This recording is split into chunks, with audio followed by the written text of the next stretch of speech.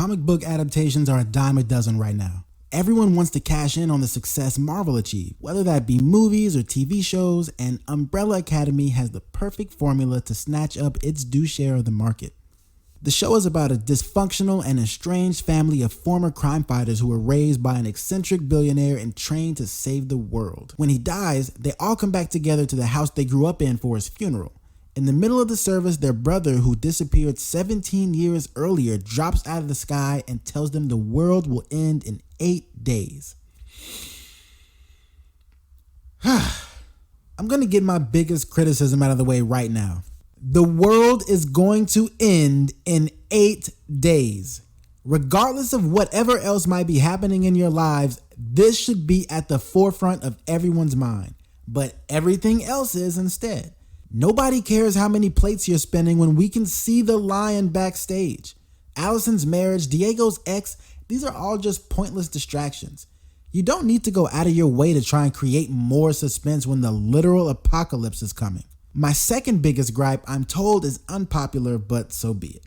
Klaus sucks. Klaus is cancer. He's not funny or edgy or really even tragic to me. A little more fleshing out of his childhood character, not being able to deal with the ghost, could have softened my stance a little, but not enough to make me like him. Can you be serious, please? I mean, it was kind of funny the first episode, but again, apocalypse. All of the intermittent Child Academy days are way too few. Other than Klaus, I haven't seen enough of their ability to know if they even can save the world. Besides 5, all of their powers seem kind of meaningless. They don't really use them. And what is Luther's power? Is it just being strong? Is he stronger now that he's like half ape or whatever? How does being half ape save his life? Didn't save Pogo. One more little piece of criticism to get out of the way before I get to the good stuff is who the hell told Mary J. Blige she could act? Because that person is not her friend.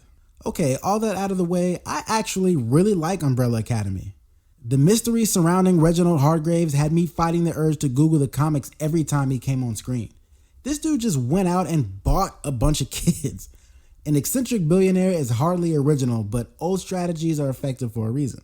I thought this was going to be an X-Men knockoff, however, it's anything but. For starters, these are not good guys fighting for any sort of cause. It's not really about them fighting all that much outside of each other anyway. A good chunk of the conflict comes from their interpersonal relationships, which keeps them from uniting to save the Earth.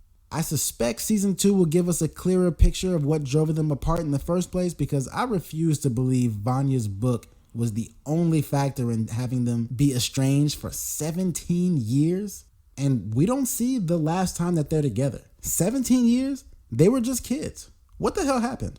And now that we're on Vanya, I actually really liked her too. She's the only one of the bunch I felt it made sense to not be so worried about the impending apocalypse, because as far as she knows, she can't do shit about it anyway. Her struggle was also the one I was able to connect with and feel sorry for the most.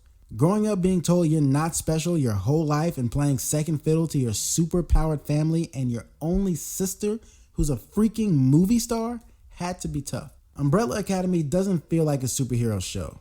For one thing, they don't save anybody the entire time, and it's not about their powers. It's more about what their powers and upbringing have turned them into as adults. It's an entertaining action-adventure mystery that you don't want to miss, and with season 2 on the way in a few weeks, it's a good time to sit down and give it a watch. I love you, but we really gotta go right now. Fine, it was fun while it lasted.